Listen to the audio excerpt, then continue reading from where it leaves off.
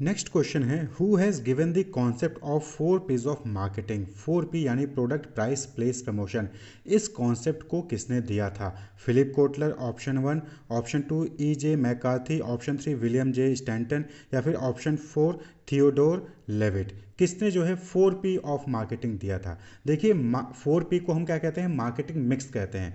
तो अगर हम बात करिए मार्केटिंग मिक्स का टर्म किसने दिया था, तो इसको नील बॉर्डन ने 1953 में प्रेसिडेंशियल एड्रेस हुआ था अमेरिकन मार्केटिंग एसोसिएशन में, वहाँ पर इस टर्म का इस्तेमाल किया था उन्होंने। किसने? नील एच बॉर्डन ने मार्केटिंग मिक्स का जो है वो कॉन्सेप्ट जो है दिया था। क्लियर? वो टर्म जो है क्वाइन किया था। वहीं पर बात करें 4 P, तो मार्केटिंग मिक्स में 4 P का जो है मिक्स होता है, प्रोडक्ट, प्राइस, प्लेस, प्रमोशन। इस कॉन्सेप्ट को जेरोम मैकार्थी ने यानी E.J. मैकार्थी ने 1960s में इसको पॉपुलराइज किया था। तो मार्केटिंग मिक्स में ही 4 P किसने दिया? जेरोम मैकार्थी ने। वहीं पर फिलिप कोटलर, जिनको हम जानते हैं फादर ऑफ मॉडर्न मार्केटिंग के नाम से, और मार्केटिंग मायोपिया का जो कॉन्सेप्ट था वो थियोडोर लेविट ने दिया था। थियोडोर लेविट ने मार्केटिंग मायोपिया का कॉन्सेप्ट दिया था। मार्केटिंग मिक्स का जो टर्म है उसको नीलेश बॉर्डन ने कॉइन किया था, और जेरोम मैकार्थी यानी E.J. मैकार्थी ने 1960 में जो है 4 P यानी प्रोडक्ट, प्राइस, प्लेस, प्रमोशन इसको दिया था। तो करेक्ट ऑप्शन क्या हो जाएगा? Option number 2 E.J. McCarthy. Clear? Next question है, which of the following is not a part of the traditional 4 P's of marketing. नीचे दिए गए में से कौन सा 4 P का पार्ट नहीं है? Product, price, packaging, place. तो जैसा कि आपको पता है 4 P का मतलब product, price, place, promotion. Product, price, place, promotion. तो यहां पर देखेंगे तो प्रमोशन नहीं है बल्कि उसकी जगह पे पैकेजिंग दे दिया गया है। तो पूछा गया कि कौन सा नहीं है, 4 P ऑफ मार्केटिंग का पार्ट नहीं है, तो करेक्ट ऑप्शन क्या हो जाएगा? Option 3 packaging. पैकेजिंग जो है ये 4 P का पार्ट नहीं है। क्लियर? नेक्स्ट क्वेश्चन है, identify the correct sequence of different level of product. तो लेवल ऑफ प्रोडक्ट आपने मार्केटिंग मैनेजमेंट में पढ़ा होगा, इसके ऊपर डिटेल वीडियो बना है, आप उसको देख सकते हैं। तो डिफरेंट लेवल ऑफ प्रोडक्ट में जो है वहां पर आप जो है 5 लेवल देखेंगे। कोर प्रोडक्ट या फिर कोर बेनिफिट कहते हैं, फिर बेसिक प्रोडक्ट, फिर एक्सपेक्टेड प्रोडक्ट, फिर ऑगमेंटेड प्रोडक्ट, और फिर पांचवा है potential product. Core benefit, basic product, expected product, augmented product और पोटेंशियल प्रोडक्ट। तो यहां पर पूछा गया है कि करेक्ट सीक्वेंस क्या है लेवल ऑफ प्रोडक्ट का? ए है ऑगमेंटेड प्रोडक्ट, बी है बेसिक प्रोडक्ट, सी है एक्सपेक्टेड प्रोडक्ट, डी है पोटेंशियल प्रोडक्ट। तो जैसा कि आप फिगर में देख रहे होंगे, तो सबसे पहले क्या है? कोर बेनिफिट, फिर बेसिक प्रोडक्ट है यानी कि बी और पहले होगा, फिर एक्सपेक्टेड प्रोडक्ट है यानी सी होगा उसके बाद, फिर ऑगमेंटेड प्रोडक्ट है यानी कि ए होगा, और फिर पोटेंशियल प्रोडक्ट है यानी कि डी। तो करेक्ट ऑर्डर क्या हो जाएगा? B C A D. Basic product, expected product, augmented product और potential product. Clear? Core benefit का मतलब क्या हो गया? Fundamental need. कोर बेनिफिट यानी वो चीज जो फंडामेंटल नीड को पूरी करता है। जेनरिक प्रोडक्ट मतलब बेसिक फीचर, जो बेसिक प्रोडक्ट कहते हैं हम उसको। ठीक है? एक्सपेक्टेड प्रोडक्ट का मतलब क्या हो गया? Standard expectation. Augmented, extra feature. Potential product, future enhancement. तो ये जो है अलग अलग लेवल होते हैं प्रोडक्ट के।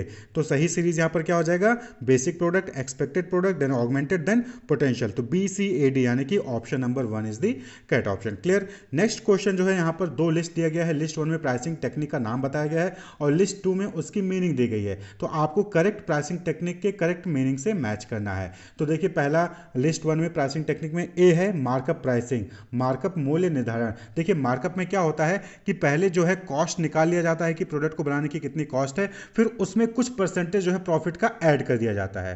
क्लियर? प्रॉफिट मार्जिन जो है वो कॉस्ट ऑफ प्रोडक्शन में ऐड कर दिया जाता है, और फिर जो अमाउंट आएगा उसी को हम प्राइस फिक्स कर देते हैं। तो मार्कअप प्राइसिंग का मतलब क्या हो गया? Adds a predetermined profit margin to cost of production. यानी लिस्ट 2 का जो 3 है, लिस्ट 2 का जो थर्ड ऑप्शन है वो लिस्ट 1 के ए से मैच करेगा। मार्कअप प्राइसिंग, मार्कअप प्राइसिंग यानी कि कॉस्ट ऑफ प्रोडक्शन में आपने को पहले से pre determined profit margin add कर दिया, जो निकल के आया वही प्राइस फिक्स कर देते हैं। क्लियर? बी है परसीव्ड वैल्यू प्राइसिंग। बी क्या है? परसीव्ड वैल्यू प्राइसिंग, यानी कि कस्टमर ने जो वैल्यू परसीव की है प्रोडक्ट के लिए उसके हिसाब से आप प्राइसिंग सेट करिए। कस्टमर के अकॉर्डिंग अगर प्रोडक्ट जो है अच्छी क्वालिटी का नहीं है, कम वैल्यू का लगाता है, तो उसके हिसाब से प्राइस करिए। और कस्टमर अगर आपके प्रोडक्ट की वैल्यू ज़्यादा शो करता है, उसको लगता है कि आपके प्रोडक्ट की वैल्यू ज़्यादा है, तो ज़्यादा प्राइस चार्ज करिए। क्लियर? तो परसीव्ड वैल्यू प्राइसिंग, कस्टमर ने क्या वैल्यू परसीव किया उसके हिसाब से प्राइस सेट करना। Setting price based on the value perceived by the consumer. तो यानी लिस्ट लिस्ट 2 का 4, लिस्ट 1 का जो बी है परसीव्ड वैल्यू प्राइसिंग वो लिस्ट 2 के 4 से मैच करेगा। वहीं पर लिस्ट 1 का सी है डिफरेंशियल प्राइसिंग, नाम में क्लियर है डिफरेंशियल प्राइसिंग, यानी कि आप डिफरेंट प्राइस चार्ज कर रहे हो। Company sets different price for the same offering based on the various attribute, तो अलग अलग एट्रीब्यूट के बेस पे सेम ऑफरिंग के लिए अलग अलग प्राइस चार्ज करना डिफरेंशियल प्राइसिंग हो गया। क्लियर? तो लिस्ट 1 का जो सी है डिफरेंशियल प्राइसिंग वो लिस्ट 2 के 1 से मैच करेगा। क्लियर? नेक्स्ट आप देखेंगे लिस्ट 1 का जो डी है प्राइस स्कीमिंग, तो न्यू प्रोडक्ट प्राइसिंग में, नए प्रोडक्ट की प्राइसिंग में दो टेक्निक इस्तेमाल होता है नॉर्मली, प्राइस स्कीमिंग और प्राइस पेनिट्रेशन। प्राइस पेनिट्रेशन में क्या होता है कि प्राइस पेनिट्रेशन नाम में है, प्राइस पेनिट्रेशन मार्केट में घुसना। तो यहां पर क्या होता है, कंपनी जो करती है, जो नए प्रोडक्ट को प्राइस करती हैं, तो वहां पर क्या स्ट्रेटजी अपनाती हैं कि शुरुआत में जो है जब नया नया प्रोडक्ट लॉन्च होता है तो प्राइस को कम रखती हैं, कम प्राइस पे जो है प्रोडक्ट को लॉन्च करती हैं और फिर धीरे धीरे जैसे जैसे मार्केट कैप्चर होता है वैसे वैसे प्राइस को इंक्रीज करती जाती है। इस टेक्निक को कहते हैं प्राइस पेनिट्रेशन। वहीं पर दूसरा है अपोजिट प्राइस स्कीमिंग। यहां पर क्या होता है कि प्रोडक्ट जब लॉन्च होता है तो हायर प्राइस पे प्रोडक्ट को लॉन्च किया जाता है, जिससे कि कस्टमर को लगे कि ये एक स्टैंडर्ड प्रोडक्ट है, ज़्यादा वैल्यूएबल प्रोडक्ट है। क्लियर? तो प्राइस स्कीम में क्या होता है कि इनिशियली जो है प्राइस को हाई रखा जाता है, फिर धीरे धीरे प्रोडक्ट की प्राइस को जो है वो डिक्रीज किया जाता है। तो यानी कि setting an initial high price for a new product और सर्विस, वो किसको क्या कहेंगे, प्राइस स्कीमिंग कहेंगे। वहीं पर सेटिंग है initial low price for a new product और सर्विस, उसको प्राइस पेनिट्रेशन कहेंगे। तो लिस्ट 1 में प्राइस स्कीमिंग दिया गया है, तो ये लिस्ट 2 के 2 से मैच करेगा। क्लियर? तो करेक्ट ऑप्शन क्या हो जाएगा यहाँ पर, ए का जो है वो 3 होगा, बी का जो है वो 4 होगा, सी का 1 होगा और डी का 2 होगा। तो ऑप्शन नंबर 2 जो है यहाँ पर करेक्ट ऑप्शन होगा। ऑप्शन नंबर 2 में बताया गया है कि ए का 3 मैच होगा, बी से 4 मैच करेगा, सी से 1 मैच करेगा, डी से 2 मैच करेगा। ये जो है करेक्ट ऑप्शन है। क्लियर? नेक्स्ट क्वेश्चन है which of the following test are often employed to measure advertising effectiveness. Advertising effective था कि नहीं था, ऑर्गेनाइजेशन जो है जो एडवर्टीजमेंट दिखाती हैं अलग अलग जगह पर, न्यूज़पेपर में, टेलीविजन पे, वो इफेक्टिव था कि नहीं था, इस चीज़ को चेक करने के लिए कौन कौन सा टेस्ट इस्तेमाल किया जाता है। तो यहाँ पर आपको 4 टेस्ट के नाम बताए गए हैं, आपको बताना है कि कौन कौन से टेस्ट जो है वो इस्तेमाल किए जाते हैं, सभी के सभी या फिर कुछ सिलेक्टेड। जैसे ए है रिकॉग्निशन टेस्ट यानी पहचान परीक्षण, बी है इंक्वायरी टेस्ट यानी जांच परीक्षण, सी है रीजन वाई टेस्ट कारण क्यों परीक्षण, और डी है सेल्स टेस्ट। देखिए रिकॉग्निशन टेस्ट का मतलब क्या होता है कि यहाँ पर यह चेक किया जाता है कि क्या एडवर्टीजमेंट पब्लिक करने के बाद, एडवर्टीजमेंट अलग अलग प्लेटफॉर्म पे दिखाने के बाद, क्या जो कस्टमर है वो आपके प्रोडक्ट को, आपके ब्रांड को पहचान पा रहा है कि नहीं पा रहा है। अगर ब्रांड को पहचान पा रहा है यानी कि एडवर्टीजमेंट इफेक्टिव था, अगर ब्रांड का नाम या फिर प्रोडक्ट को नहीं पहचान पाया यानी कि एडवर्टीजमेंट इफेक्टिव नहीं था। तो रिकॉग्निशन टेस्ट, क्या वो पहचान पा रहा है कि नहीं पहचान पा रहा है।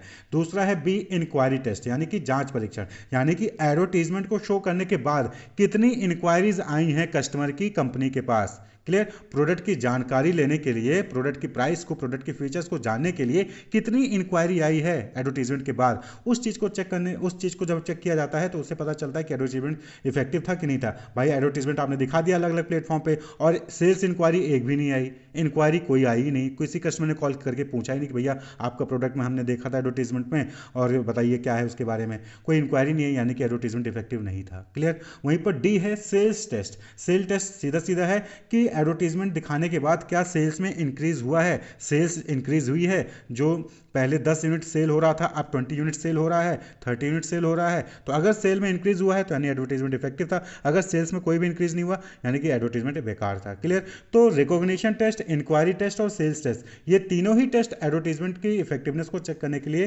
किए जाते हैं, लेकिन रीजन वाई टेस्ट, क्यों, ये जो है एडवर्टीजमेंट इफेक्टिवनेस को चेक करने के लिए नहीं यूज होता है। तो करेक्ट ऑप्शन क्या हो जाएगा, ए, बी और डी, ये 3 टेस्ट इस्तेमाल होते हैं। तो correct option option number 2, A, B and D only. C जो है वो कोई टेस्ट नहीं है, मतलब कि रीजन वाई टेस्ट, ये टेस्ट जो है एडवर्टीजमेंट इफेक्टिवनेस को मेजर करने के लिए नहीं यूज किया जाता है। क्लियर? बाकी रिकॉग्निशन, इंक्वायरी और सेल टेस्ट, इनके जरिए एडवर्टीजमेंट के इफेक्टिवनेस को चेक किया जा सकता है।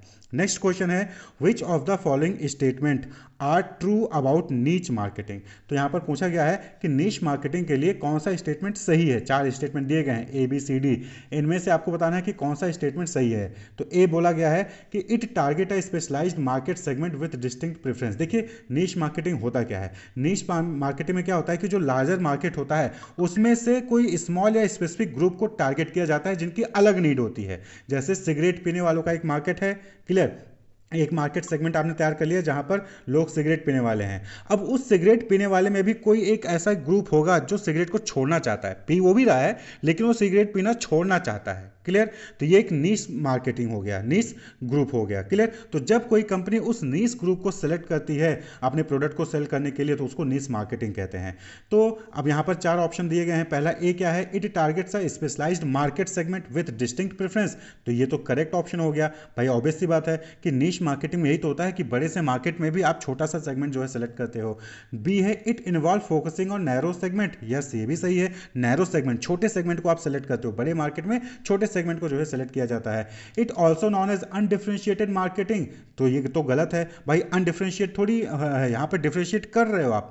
जो सिगरेट पीने वाले हैं उसमें से सिगरेट छोड़ने वाले को आप जो है यहाँ पर डिफरेंशिएट कर रहे हो, टारगेट कर रहे हो, यानी डिफरेंशिएटेड मार्किंग हो गया, मार्केटिंग हो गया। डी है, it requires targeting multiple wider segment by meeting diverse need. तो ये भी गलत है, यहाँ पर आप वाइडर सेगमेंट नहीं बल्कि नैरो सेगमेंट को जो है मार्केट टारगेट करते हो, क्लियर। तो यहाँ पर आप देखेंगे तो नीश मार्केटिंग को लेकर सिर्फ ए और बी यही 2 ऑप्शन सही हैं, सी और डी जो है ये गलत है। तो करेक्ट ऑप्शन क्या हो जाएगा, option number 4 A and B only, यानी कि केवल ए और बी जो स्टेटमेंट है यही 2 स्टेटमेंट नीश मार्केटिंग से रिलेटेड सही हैं, बाकी सी और डी जो स्टेटमेंट था वो गलत था। Wish you all the best, keep watching.